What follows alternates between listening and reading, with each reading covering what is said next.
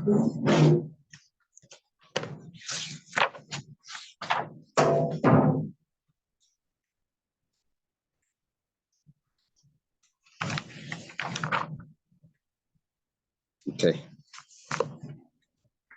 Here we're going to start from the Mishnah on Chaf Beis Amud Beis 22b.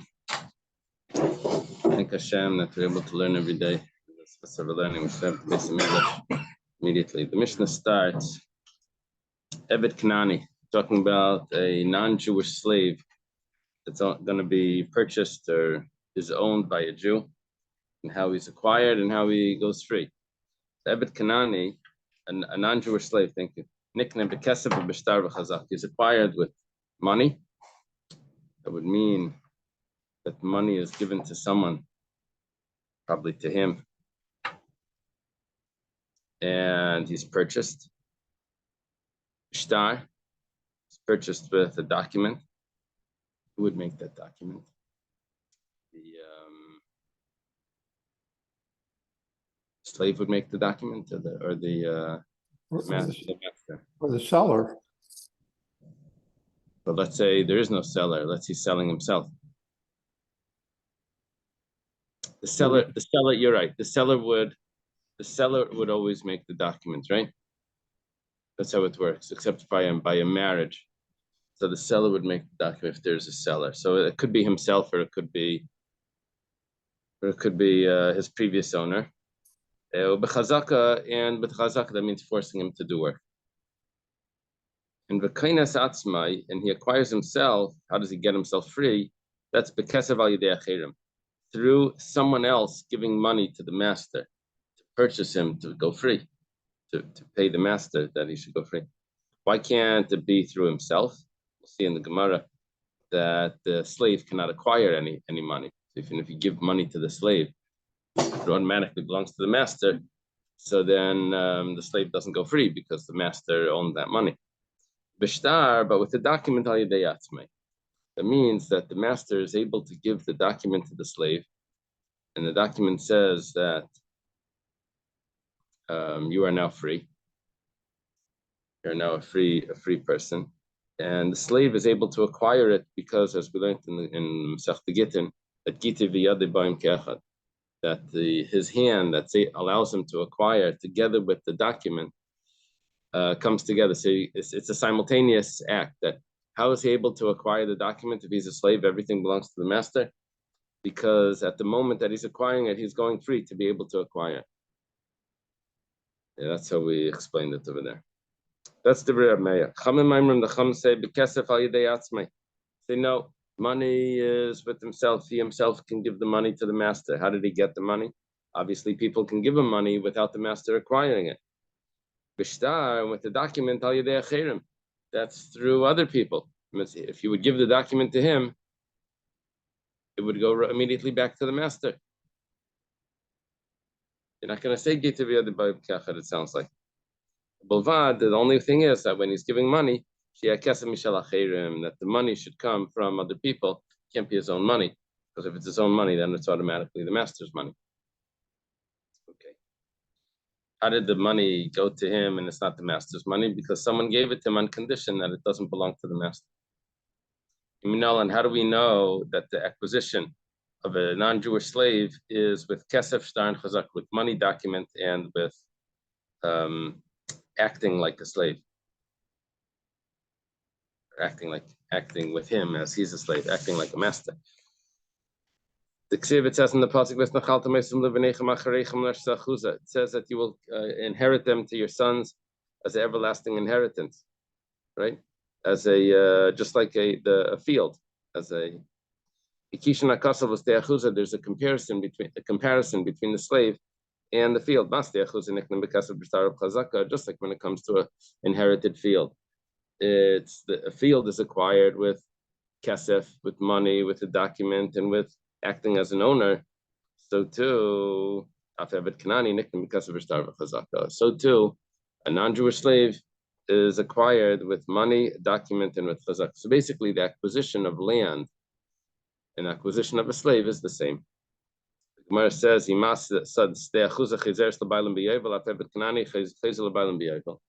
if you have such a comparison to property, so just like by property, when it comes to the Jubilee year, it goes back to the master. The slave should also go back to its original owner by the Jubilee year. I think Levi asked this question while we were learning before. The pasuk says, "Talmud leimer leilam bem ta'aveidu." I have a special pasuk that says you don't do that. So I have a psukim that tell me that it's similar to land, and I have one pasuk that says that when it comes to yovel, it's not similar. He stays by the owner forever. He doesn't return by the Jubilee. Doesn't Olam mean 50 years? Oh my gosh.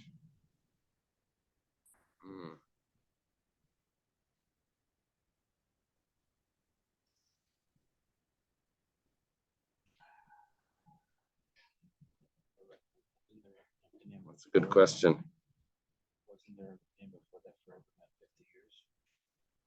Taisvus asks you a question. You see Taisvus in the brackets. Loilam, Tamalim, Loilam, Bain Limer, Loilam, Shall Yovel.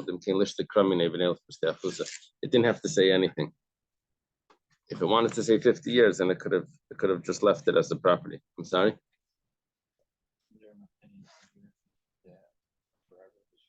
Yeah, that's Danielle's question. Yeah. They said if it wanted to say 50 years, then it didn't have to say anything because it was already a property is always 50 years. Why is it saying Olam that it's not 50 years? That's what Taisvus answered. Kitana started in a Brisa af b'chalipin. Brisa says that a slave could be acquired with chalipin, which means an exchange. Why didn't we say that in the Mishnah? Gemara says Vitana didan. Why didn't our Mishnah say that? Well, the Gemara says the answer is that milsa d'lesim metaltlin katani, milsa disim metaltlin katani. A slave is a movable item. He walks around. You can carry him, right? So we were only saying things in the Mishnah that compared the slave to property. We weren't saying things that compared the slave to movable items. That we knew already. We didn't have to say that. So the Brisa is talking about things that are comparable to movable property as well, which means chalipin. You can exchange an animal for another animal. And when you pull the first animal, the other animal is automatically acquired by the other one, right? But that's by personality. That's not by realty. Our Mishnah was only talking about realty, and that's why we only said those three types of kinyanim. Amar Shmuel says, Eved Kanani nikim b'mashicha. An Eved Kanani, a non-Jewish slave, you can acquire him by pulling him, just like by an animal. You pull an animal or anything else that's too large to lift up. How do you make the kinyan? You have to pull it. So too, by a slave, you can pull it. Ketzad, how does it work? Takvayabatzla, you grab him and he comes. Kana, you acquired him. Karayabatzla, let's say you called him and he comes. Like Kana, you didn't acquire him. Now, the explanation why you don't acquire him when you call him is because we say that he's coming on his own. Doesn't mean that you're the master. He made a decision. He says, do I want to go? Do I not want to go? And he's coming along. So that doesn't mean that you're really an owner. That was his own walking. You didn't make him move. Okay, now Shmuel came up with this concept that you can acquire a slave with mashicha, with pulling. Now, the Mishnah didn't mention it because the Mishnah is only talking about the way you acquire realty. You can't pull realty, right? And that's not how you can acquire realty. You can't pull rocks or dirt and say that I acquired the property. It has to be acquired with kesef shtar chazaka. But movable items you can. Now the Brisa was talking about movable items. So why doesn't it? So Bishleim Masnisin, it says Bishleim Tana Didan Milsadisib Mentaltli Ktani. Why didn't our Mishnah mention what Shmuel said? Because it wasn't talking about acquisitions for movable items. The lesser Mentaltli Ktani, it was only saying things that were not by movable items, not by personality, only by realty. Once the Brisa says Chalipin, why doesn't it say Mashiach also? If it says you can acquire it with exchanging, it should also say you can acquire it with pulling. So the Gemara says, Kiktani milsa disa bein b'mekarkai bein metaltli. Okay. We answer that even though the Brisa was talking about things that are acquired with personality, but it's personality and realty, not only personality and not realty. So since Mashiach is only personality, the Brisa wasn't even talking about that either. So we have the Mishnah that compares the slave to realty. We have the Brisa that compares the slave to realty and personality. And then we have Shmuel that says even just straight to realty. I'm sorry, straight to personality with no realty involved. Just even Mashiach alone. Okay. Kate said, we go back to explain, according to Shmuel, how you acquire the slave. It says with pulling it. Takva, but it's like if he pulls it and it comes, kana he acquires it. Karay, if he called him about slay and it comes, like kana he doesn't acquire it. Gemara says v'kari lai.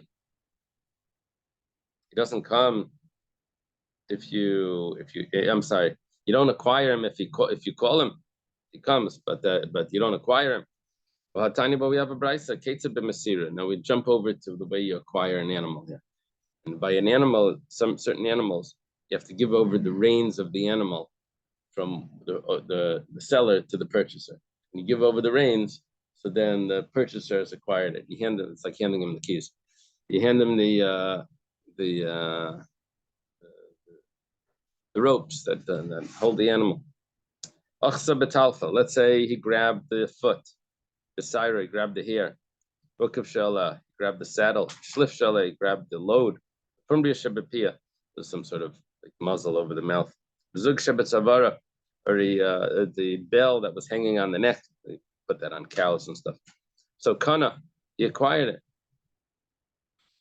Okay. So far, no problem. Ketzah b'mashicha. How do you acquire it with pulling? This is a brisa that's continuing. But if you call the animal and it comes, or you hit it with a stick and it ran in front of him. Once it lifted up 1 foot, one hand and 1 foot, you already acquired it. You made it move. Okay. Rabasi and some say Ravacha says it's not enough that it lifted up 1 foot, 1 hand. It has to actually walk 1 space of the animal over. So if the animal is right here, 1 parking space over. It has to move that amount. Now, our problem is that in this brisa we said that if you call the animal and it comes, you've acquired the animal. And Shmuel said that only if you pull the slave is it acquired. If you call him and he comes, you don't acquire the slave. So we're asking that an animal should be comparable to a slave. And if you call him and he comes, that should be the acquisition. Our answer is that a slave is not comparable to an animal. Amri behema daita demariasla. The animal doesn't have his own intention, doesn't have a mind of his own. He does whatever the master says.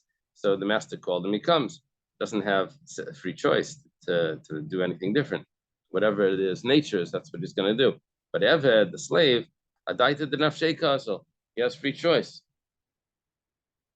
Even if he's used to following a master, doesn't mean that that's his that he has to. When he comes, it's his free choice to come.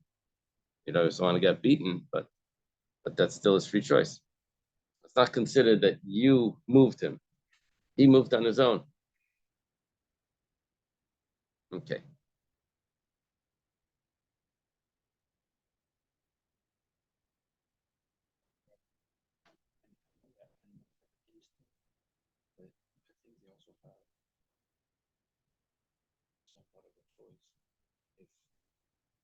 Calls him and he goes, he had the choice to go to the owner and run away. Yeah, we don't consider it a choice. We call it stronger instinct or not stronger instinct. Yeah. Hill is asking that the animal has a choice also. Some animals don't listen to the owner, but I think that's just because they weren't trained. You train them and they listen. Donkey's supposed to be very unresponsive. Like, it's not moving today. That's probably their instinct. Yeah, it's not considered das. Right. If they have the option of a piece of steak or going to the owner, I'm sure they're gonna. Right, but that's their instinct. Right. No, not necessarily those very well trained dogs. The way that they train them is they can't get distracted by any toys or food. You know, those like highly trained dogs, the police dogs and that type of thing. They put like the food everywhere, you know, and to distract them, they go through this like heavy training. Okay, I'm sorry. Yeah, I'm trying to understand the scope of this Mishnah, because an Eved Kanani, let's say a Jew is living in Bavel. He wants to buy a slave from a Babylonian. The law that applies is the law of Bavel. In other words, a Jew today can still own a slave if you're in a country which slavery is permitted. Okay. If this is in Israel, I'm just confused about the scope of this Mishnah. Well, I think what we're dealing with is that we're dealing with people that are going to follow the Torah law on what's considered an acquisition. Even though you're in another place. Yeah, whatever they're still following what's considered an acquisition, right? Okay. Do we do that today? Sometimes there's other minhagim that could play in, but ignoring all of those other minhagim that play into the dini Torah, ignoring all of that, this is the way that you do it. Okay.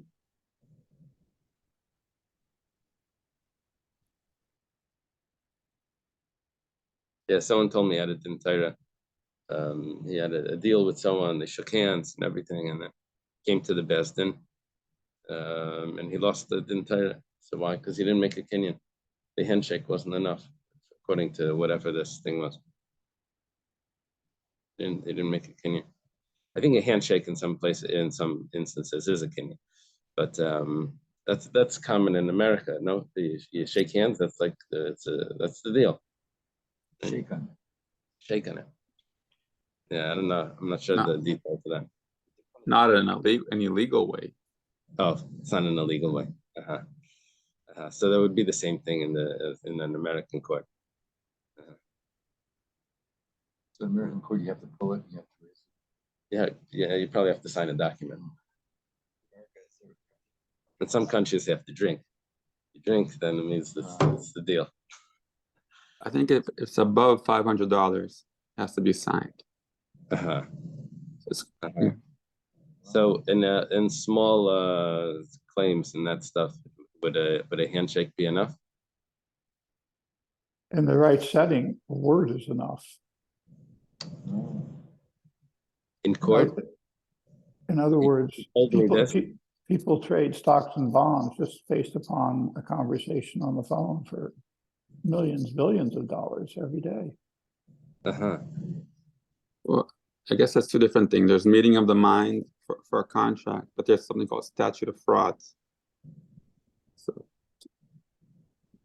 but yeah, that's not, when you're selling stock, that's not a contract. They're an agent for you. No, think of a trading room, Danielle. A trading room, all you do is talk on the phone, and it sticks. Because that's the minhag. That's how things are bought and sold there. Yeah. That's interesting. Okay. So Amar Ravashi says, based on what we've just learned, the difference between an Eved and an animal, what's going to come out is Eved Katan Kebehema Dami, that a young slave is going to be considered like an animal because he is just going to listen, and he's coming because the master's calling him. It's not because he has his own intention. He doesn't have his own das. Okay. Taner Rabbanan was taught in the Brayso Ketzer b'Chazaka. How do you acquire a slave with chazaka, with showing ownership? If the slave unties the shoe of the master, that's what slaves do. They take off the shoes, and what else does he do? or he carries his clothing after him to the mikveh, the bathhouse. If shita, he helps him get undressed. Or chitza, he bathes him. Sachu, he puts the oil on him. Gardo is, I think they would scratch his back or something. That's what it sounds like.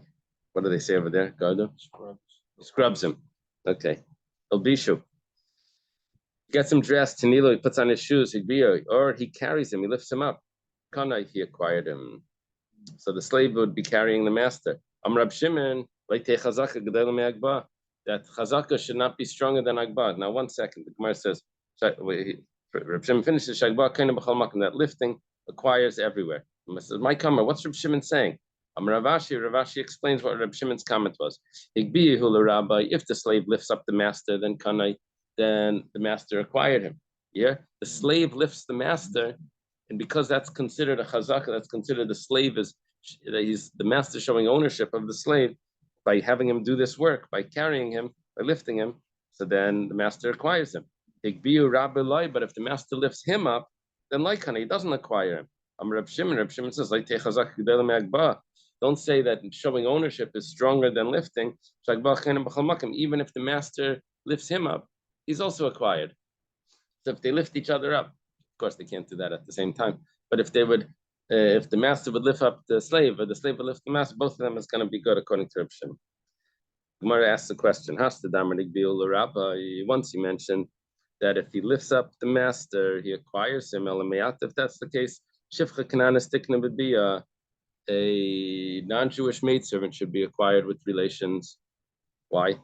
Because if the master was going to be laying on top of the maidservant, then the maidservant is lifting up the master. She's holding him up.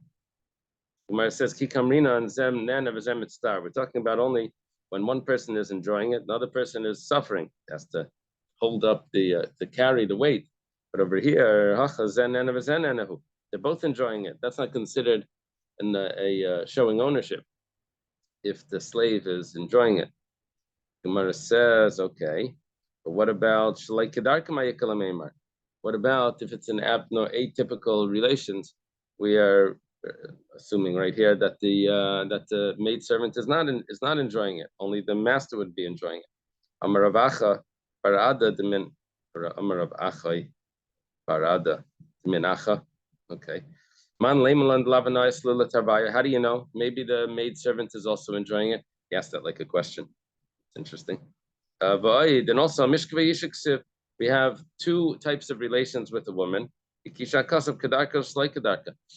a comparison. The pasuk compares atypical relations with atypical relations, and since by irregular relations that's not considered an acquisition of a slave, of a maidservant, so too by atypical relations it's also not considered a kinyan. Okay, we mentioned this before.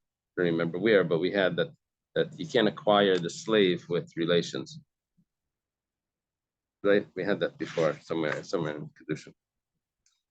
Okay, now we have a little story. Rabbi Yehuda Handua, Rabbi Yehuda from India, either from India or from Ethiopia. In Ethiopia, there was another place called Haidu, right? That's why there's a machlekes, two opinions. May Haidu vad Kush. Kush is Ethiopia. Achashverosh ruled from Haidu to Kush. Where is Haidu?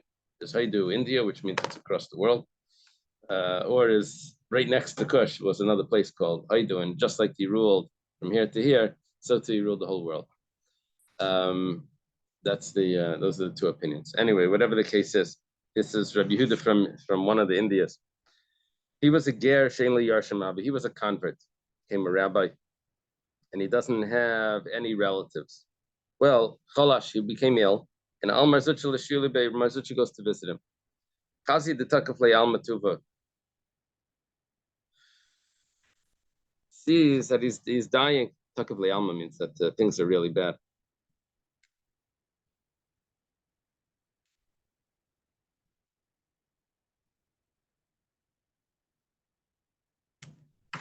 So, Chazi detakaf l'tuva. Amalela avde. So I'm sorry. So Rabbi Yehuda says to, I'm sorry, not Rabbi Yehuda. Marzutra says to the servant of Rabbi Yehuda. He says, 1 second. Let's do this. he says to the slave, he says, "Shalaf li masani v'amtina lebesa." Take off my shoes and bring them to the house. The reason why he's doing that is because when Rabbi Yehuda Handua passes away, the slave is going to acquire himself and go free. Unless at the moment of death, he's doing work for someone, then that new master would acquire him. But if there's a moment that he's not doing work at the moment of death, then he would actually go free, and then you wouldn't be able to get him back as a slave. So ikadam rigadol hava. Some say that the reason why Mar Zutra had to do this to acquire him as a slave was because he was an adult. And what would happen is Rabbi Yehuda passed away, and Mar Zutra is going to be, that's alive, is going to take him over, right? Otherwise, he would have gone free. Some say katan hava. Some say that it was actually a child. With the loika Abishal, and it's not following the opinion of Abishal. In other words, according to Abishal, Mar Zutra would not have needed to do this, the slave, but Mar Zutra was not following Abishal, and that's why he did it. The Tanya was taught in a Brisa Gershemes. If a convert passes away, and the Jewish people come in and they just snatch all his possessions because he doesn't have any inheritors. So each one is taking for himself whatever he left around. And there were slaves there, and whether they're older, whether they're younger, they automatically go free. There's no master there. You can't take them, you can't acquire them later because they acquire themselves first. They're like the slaves themselves are like the Jews that are coming in and taking. So the other people are coming and taking items, right? This one's taking an extension cord. This one's taking an old fan, whatever's in the house, a bookcase, and the slaves take themselves. Okay, so Abishal says that only works by Gedolim. Gedolim by the adults, they acquire themselves, but Ketanim, the youngsters, they can't acquire. You can even come in later to acquire. Now, according to Abishal, if it would be a child, then Mar Zutra would not have needed to work the slave while Rabbi Yehuda Handua was dying. Because a child, he could acquire him later. So, according to this second opinion, some say that he was a child. He was not following Abishal. Okay.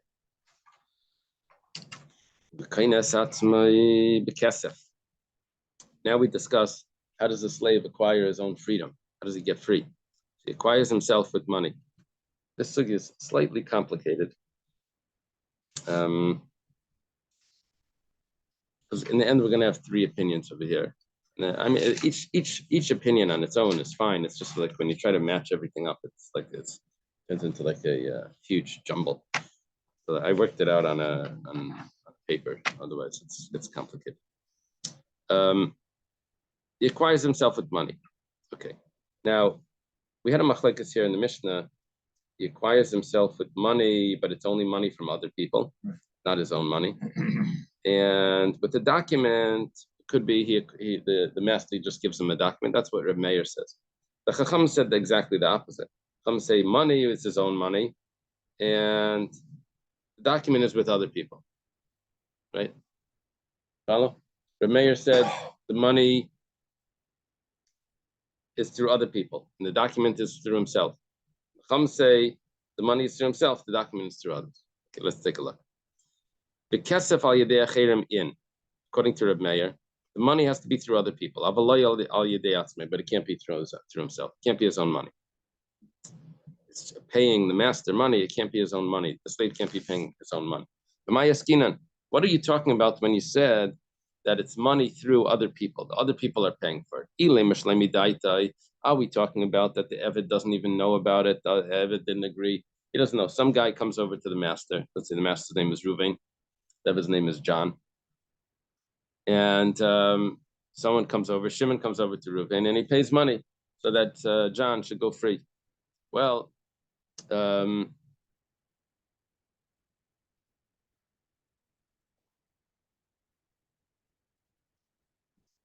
so Michti, 1 second. Shemana Leila Reb Meir. We know Reb Meir's opinion in Masech the Gittin. We had this. It was a Mishnah in Gittin. Damar Chayvul Levet Shetzmiad Rabbi Lecheres. Meir held that you can't just do something that's to the detriment of the slave and without the slave's knowledge. And since Reb Meir holds that a slave to go free is to his detriment, Reb Meir held that a slave would rather have be able to live with the maidservants than to live with a Jewish woman. Because the maidservants are going to do with him things that the Jewish women won't do.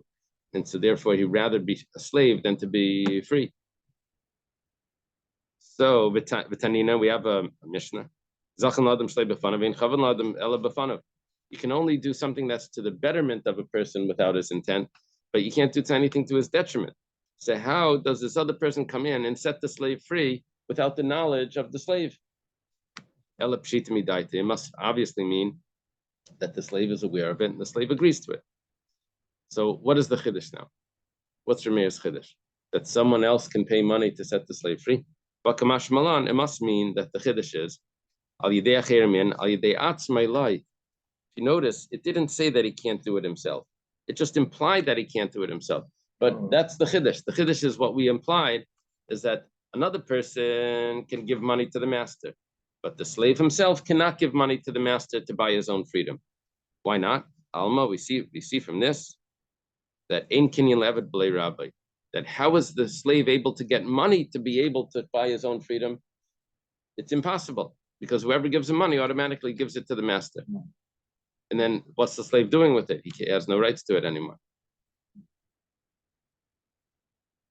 What if someone gives a slave a gift, almanas, that it's for him and not for his According master? to Reb Meir, it doesn't work. Yeah, that's what we're learning here, that according to Reb Meir, it doesn't work. There's no way of doing that gift. Automatically, it goes to the master. Meir's going to say that the Tanai is bottom. So the Goes straight to the master. secretary has to give money not to the slave to free himself, but Has to to give it to the master. directly. And then Yeah, and that's the Chiddush over here. That Reb Meir holds that it doesn't work. That his own money is money that goes to the slave is not going to be able to buy his own freedom. Okay, basically what we said over here, that we're working with the intention of the slave. All right, that's what we said. If it was without his intention, then even with someone else, it won't work. It must mean that we are working with the intention of the slave, and the Chiddush is that his own money wouldn't work.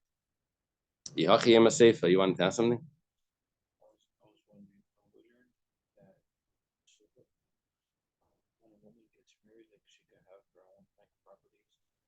Right.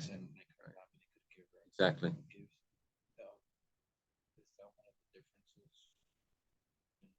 Oh, definitely.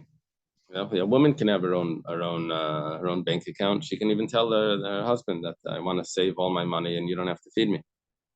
Yeah. And a minor, if he's given a gift, does that belong to the parents? Or the 6 or the 12? I think a minor is given a gift. I think it belongs to the minor. Yeah. It feels complicated to get it back. Yeah. Yeah, that's by the lulav. Remember we had that.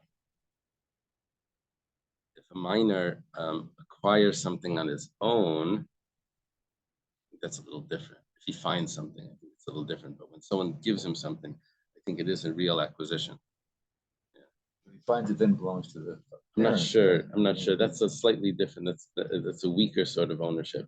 He finds it. Let's go further in the Mishnah.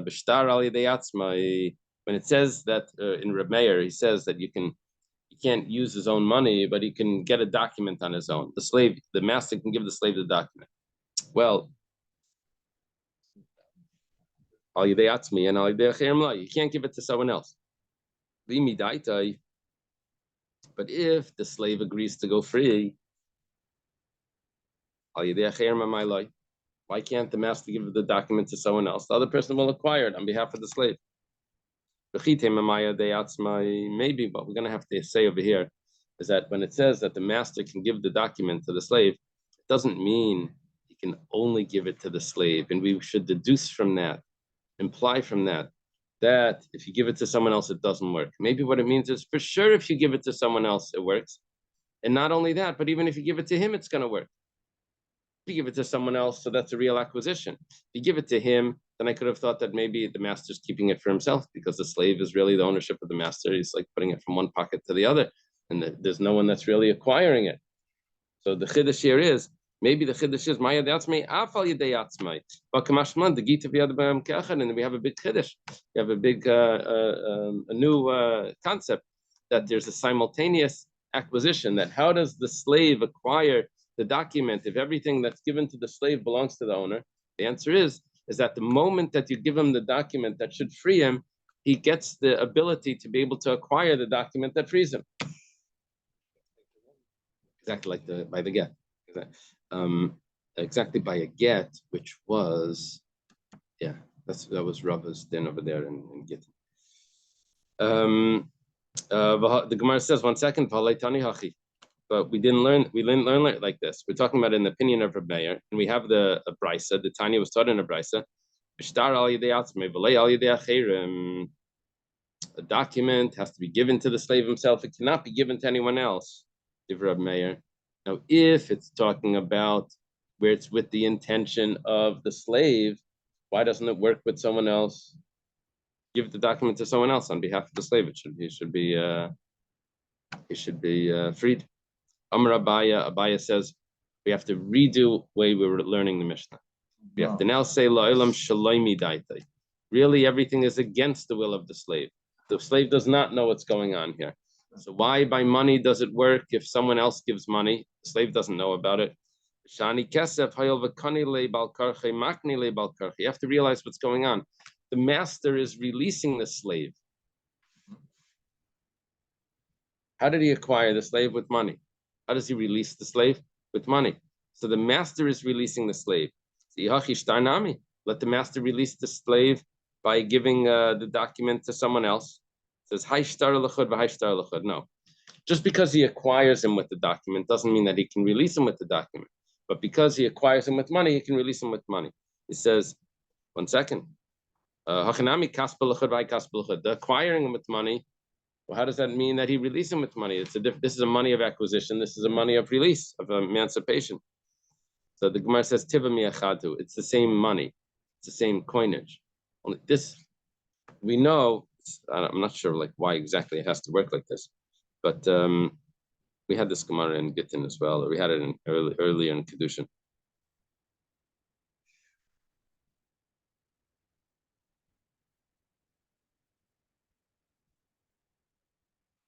We're saying that money should work even against the will of the slave to release the slave. Who does he pay this money to? To the master. If someone comes over to the master and gives the master money to release the slave is released. What about the master? Who does he give the money to? He keeps it. He wants to release him. If he wants to release the slave, so then he would have to write a document. Who does he give the document to? So he can give it to the slave, but but he can't give it to someone else. He can't give it to someone else. Says why not? It's because it's against his will. So how did the money work against his will? Money works automatically. Maybe because buying him with the money was also against his will. I guess maybe what Hill is saying is that when you purchased him, it was also against his will. And like receiving like the get, like the woman has to receive the get, but the two goes to that. By the get, she has to receive it. By the Kiddushin, she also has to receive it. Right? Rava gives another answer. Let's see Rava's answer. Rava Amar Kesef Kabbalas Rabbi Garmalei Shtar Kabbalas Achirim Garmalei. Rava's answer is easier, I think. Rava says that it's not other people that are involved in this slave's release. Right. It's the master that's releasing. Right.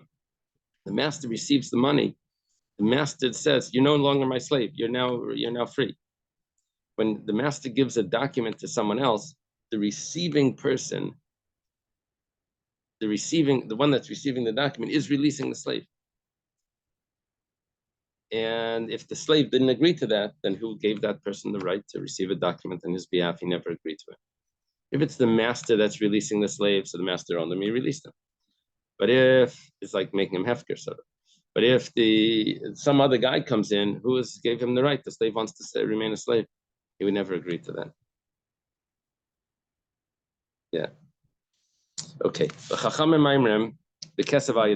Now it goes exactly the opposite. The mayor said that money can only come from someone else to release the slave.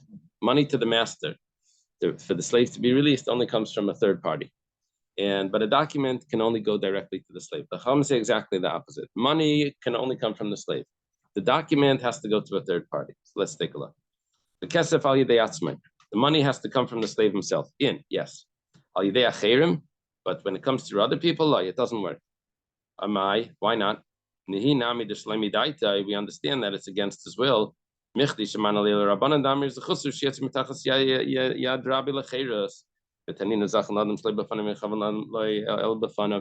machlekes in Masechtas Gittin.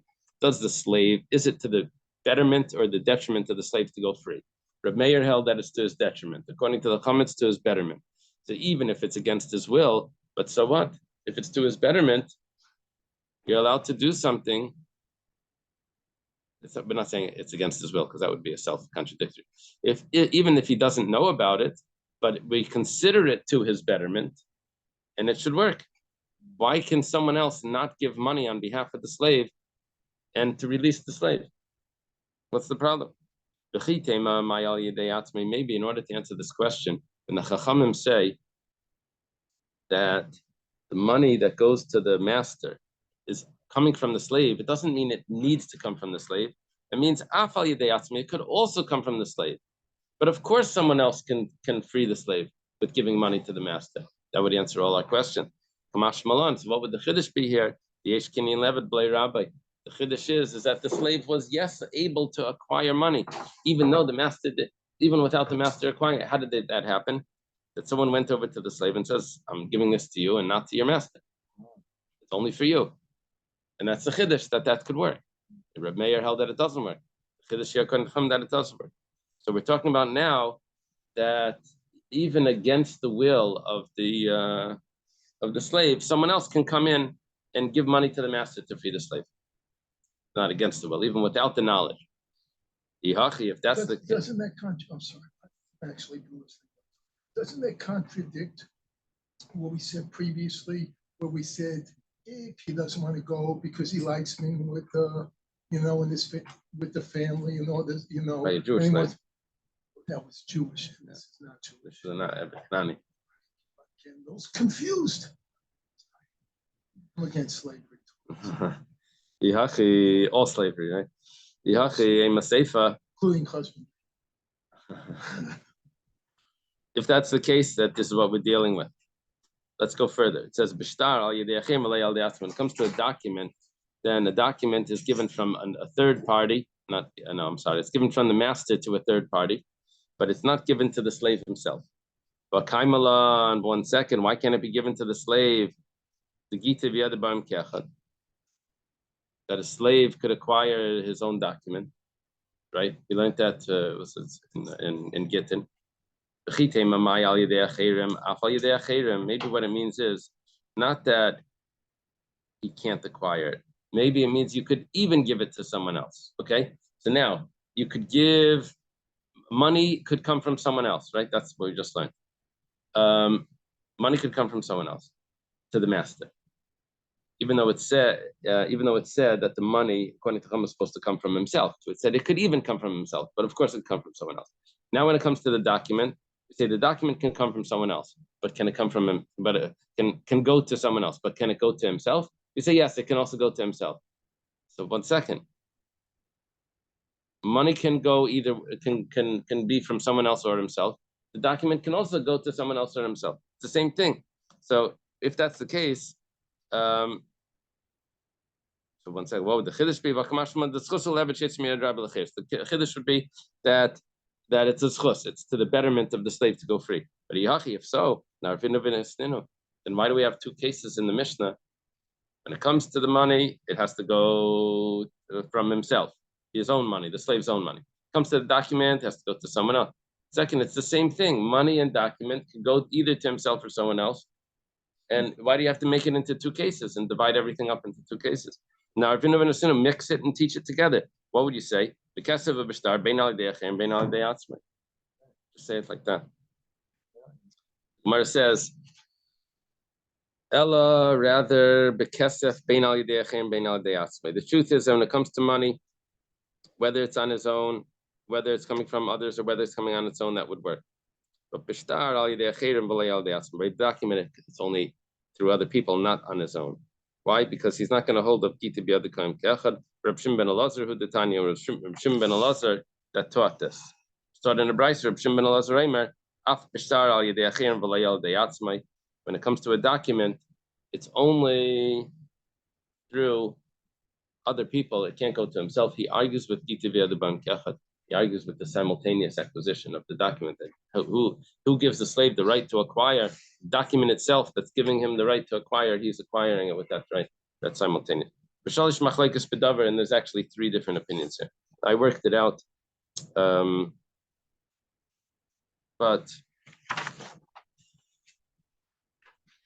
let me just finish the page. Amar Rabba, my time with Reb Shimon ben Elazar. What's the reason for Reb Shimon ben Elazar that says this? Gamar lo lamisha. He learns from a woman. It says because of law. It says by freeing the slave. It also says law. So we learn my ishad she to get their shushaina shalai. Just like by a woman, the get needs to go into a property that's not the husband's. It needs to go into a property that's not the master's, which means it has to go to someone else, a third party, not to the slave. And the sages say differently. The sages say, just like the get by the woman could go to the woman, so too by the slave, the get can go to the slave. The freedom can go to the slave. Reb Shimon ben Elazar says, no, it needs to go to someone that's not owned by the master. Yeah. Okay.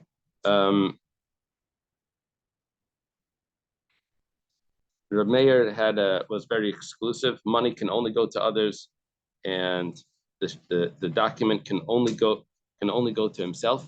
That was Reb Meir's view. We're talking about without the intention of the owner. When it came to Reb Shimon ben Elazar, he holds that